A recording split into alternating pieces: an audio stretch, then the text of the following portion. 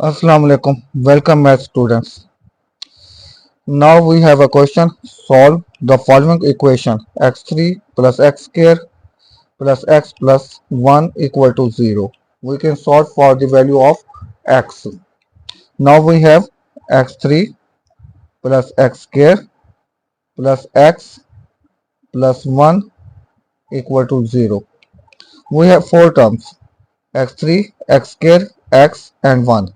We can take common x square from these two terms. Now we have x square and x plus 1. We also take common plus 1 from other two terms. Now we have x plus 1 equal to 0. Now we have two terms and we can take common x plus 1 from this.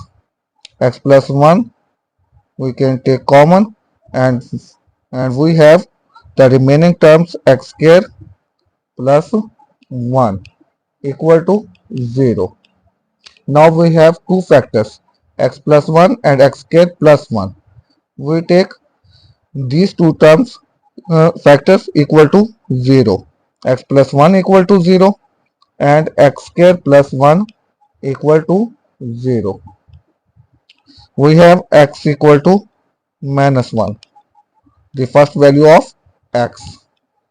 And from the other equation x square plus 1 equal to 0, we have x square equal to minus 1. For cancellation square, we take square root on both sides. Now we take square root on both sides. We have minus 1 square root plus minus. Now we have x equal to plus minus iota. We know that iota equal to minus 1 square root. Now we have three solutions, which is minus 1 plus iota and minus iota. These are the required values of x. Thank you for watching the video.